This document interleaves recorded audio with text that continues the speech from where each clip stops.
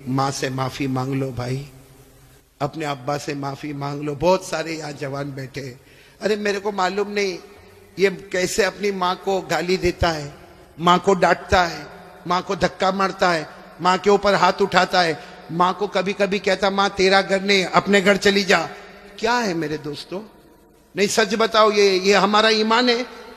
वो हमारी माँ जिसने 9 महीने तक हमको पेट में रखा, वो हमारी माँ जिसने कितनी दर्द के साथ हमें जना, वो माँ जिसने 2 साल तक अपनी छाती से लगाकर हमको रखा, वो माँ कि हम कितनी भी गलती करते थे वो बेचारी हमको नहलाती धुलाती पेशानी पे बोसा देती। आज मेरे दोस्तों हमारी जबान पर एक बात है कि मेरी माँ सो गई, रात को 10 बजे दरवाजा बंद करके सो गई। मेरे दोस्तों वो सोती नहीं है, रातों को बिलक बिलक के रोती है और अल्लाह से कहती है अल्लाह 6 बच्चों को बड़ा कर दिया।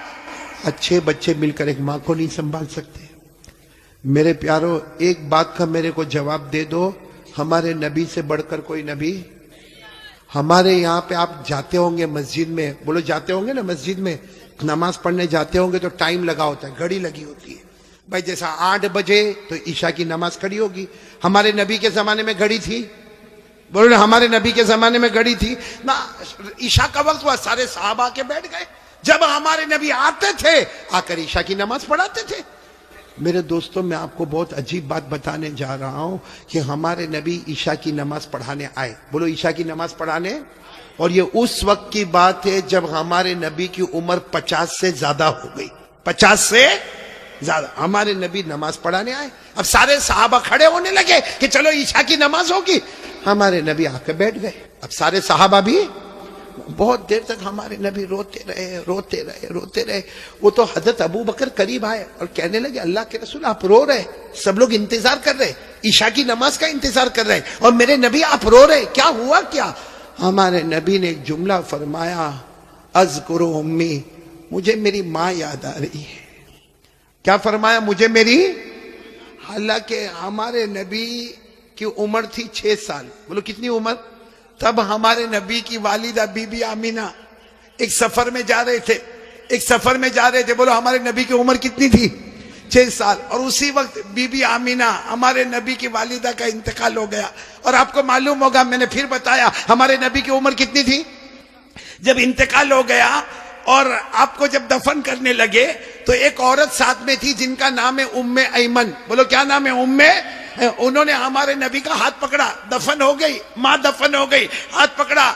मालूम है आपको, हमारे नबी ने हाथ छुड़ा दिया और भागते भागते गए और अपनी अम्मी की कब्र को जाके पकड़ लिया। कहा अम्मी मैं अकेले नहीं जाऊंगा, अम्मी मैं अकेले नहीं जाऊंगा, अम्मी मैं तुमको साथ में लेकर जाऊंगा। मेरे दोस्तों, वो 6 साल की उम्र, आज हमारे नबी की उम्र 50 साल से ऊपर हो गई है। आप नबी बन गए हैं, सारे नबियों के इमाम बन गए हैं, अल्लाह ने सबको आपका गुलाम बना दिया है। वो नबी ईशा की नमाज पढ़ाने से पहले कहते, बोलो मुझे कौन याद आ रही है? और फिर क्या कहा मालूम? लैता उम्मी हय्या, काश मेरी माँ जिंदा होती। हमारे नबी फरमाते काश मेरी माँ जिंदा होती, अब मैं नमाज के लिए आता और मेरी माँ की आवाज आती मोहम्मद, मेरी माँ की फिर आवाज आती मोहम्मद। अल्लाह की कसम मैं नमाज बाद में पढ़ाता, पहले माँ की जाके खिदमत कर लेता। मेरे प्यारों, वो नबी 50 साल की उम्र के बाद कहते मुझे मेरी माँ याद आती है। हमारी माँ होते हुए भी हमको याद नहीं आती है। हमारी माँ जिंदा है। कितने लोग माँ को मारते?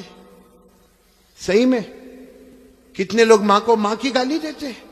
कितने लोग माँ को कहते माँ तूने किया क्या?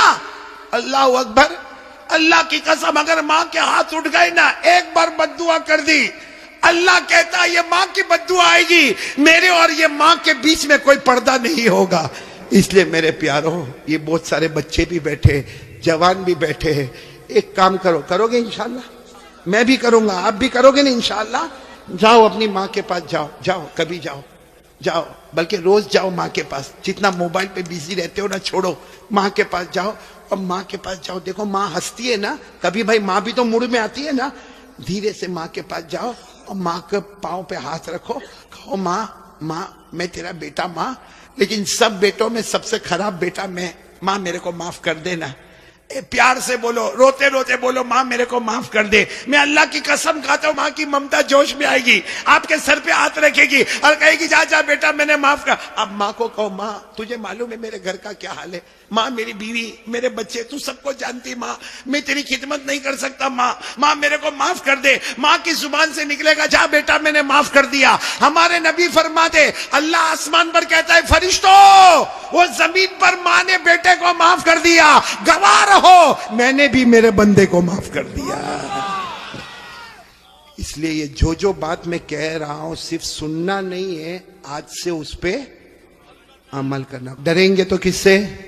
अल्लाह से। नंबर 2, ये मोबाइल नहीं छोड़ने का है, मोबाइल तो रखने का है, काय को तोड़ेंगे फोड़ेंगे भाई मोबाइल। 30,000 का 40,000 का, उसमें कुरान की आयतें लेकर आओ, उलमा के बयान लेकर आओ, तकरीर लेकर आओ, नज़म लेकर आओ, नात लेकर आओ, अच्छी अच्छी ज्योग्राफी, हिस्ट्री, मैथमेटिक्स जो दुनिया के इल्म है वो उसमें लोड कर दो, ताकि हमारे पास दीन का इल्म भी हो, हमारे पास दुनिया का भी इल्म हो। बोलो करोगे ना इंशाअल्लाह। लेकिन ये कौन सी गेम बताई थी भूल गया।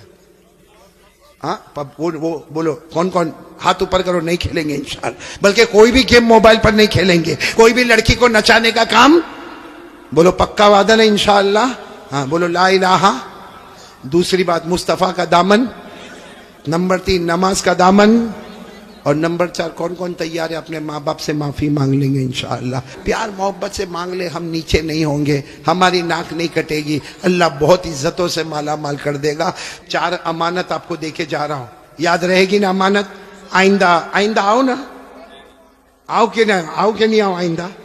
तो ये 4 बातें याद रखोगे, ला इलाहा